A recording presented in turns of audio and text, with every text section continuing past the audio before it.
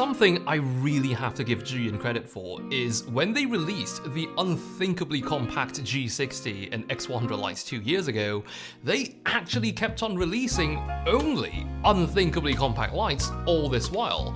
And now we've reached a point where this is the footprint of a 200 watt RGB fixture that you can just click a V-mount onto and say striking. Now, if you think about this from an R&D standpoint, they're actually choosing the path of higher resistance. It is more difficult on their end to make smaller lights for us. But why? If you're hearing about this incredibly small 200 watt light from a friend, or you glanced it from a headline, it is natural to wonder if these are being made small just for the sake of it. I wondered that at first, but I've spent just over a month with Zhiyun's MOLUS X200 RGB, and there is definitely more utility to its design than just bragging rights. For me, this light is all about modularity. This is a tool that scales its footprint to your use case. But before we get more into that, let's first get the essentials out of the way. Here's the obligatory rundown of our 200 watt RGB WW point source fixture. In CCT mode, it's got a very wide range from 2500 Kelvin to 10,000 Kelvin, and that's with green magenta tint adjustments. There is HSI mode with a customizable base color temperature, as well as a helpful color wheel to help you know exactly where you are. There's RGB mode as well, along with effects mode containing 15 effects, 5 of which are exclusive to the RGB model. The X200 does also support studio mode, which turns the light on automatically the moment it receives AC power.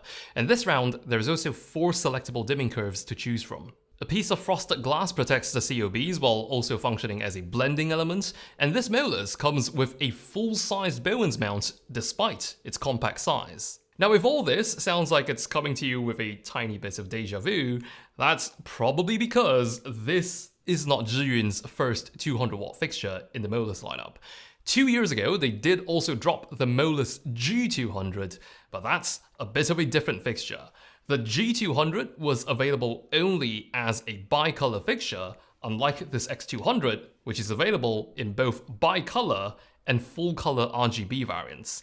The X prefix for this newer light also means that it was designed to be powered using batteries, and that's actually one of the biggest things which make the X200 such a versatile light. There's quite a number of ways you can power this light. The most direct way is that big, inviting V-mount receptacle on its side, just snap a V-mount on and the light works. But if you do have access to house power, you can of course also power the X200 using AC power, and that's when the whole modularity benefits come into play. You see, the AC power supply is a separate unit which also mounts onto that V-mount plate. So this is not built into the main fixture, meaning all this additional size and weight is out of sight until you actually need it. Also, this is not some off-the-shelf power supply with a V-plate smacked onto it. This is tailored for the X200. The dimensions and color just blend right into the fixture, and it's even got its own active cooling system going. But because the exhaust for the cooling is on the top and bottom of the power supply, the 3-pin AC input cable plugs straight into the back, but that's also been gracefully made up for by the supplied cable having a right angle connector. Now, if you're a normie like myself who only has the 14 volt version of V-mount batteries, you can join me in feeling insufficient that these things can't exactly pump out 200 watts of power each. Which means if you're powering the X200s off a single 14.4 or 14.8 volt V-mount, you can't push the light to its maximum brightness. The light itself is aware of that and will limit you before you try to pull more power than your battery is capable of giving. Fortunately, if you option one of the combo kits for the X200, it does ship with the solution to our less than 200 watt V-mounts. It's a battery expansion hub, which allows you to attach 2 V-mount batteries in order to send the full 200 watts required for maximum brightness on the X200.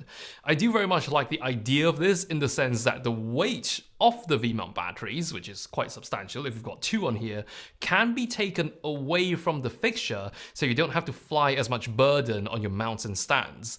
It also ships with an extension pole which you can clamp the expansion hub onto, so you still have this tidy handheld setup even with 2 batteries going into the light. The hub does have its own power switch and status indicators, and there's also a USB-C port which can output 100 watts of power when the hub is not sending power to an X200. Now, even though you need 2 14-volt V-mounts in order to run this at full power, the good news is 1 V-mount doesn't mean you're limited to half power. A single 14-volt V-mount actually has enough power to run the X200 at 75% brightness, which for many use cases is already plenty bright enough. If you're lucky enough to have a 26 or 28-volt V-mount, I haven't personally tested this because I don't have any, but you should, in theory, be able to drive full brightness off a single one of those. Alternatively, the X200 can also be powered via its USB-C port, which is how I'm powering it right now. If you've got a USB power supply with USB power delivery, the X200 will again adaptively limit its maximum brightness to scale with the amount of power it's receiving. It's thoughtfully designed in this regard, along with a few other touches, like how the safety mechanism for turning the light on can be bypassed if the light is being powered via AC, which means it's probably not being transported inside a case or something where if it turns itself on, it's really bad. But to end this video on the topic of design, I do very much appreciate how the footprint of this light is scaled according to what the powering options are available to you at that moment.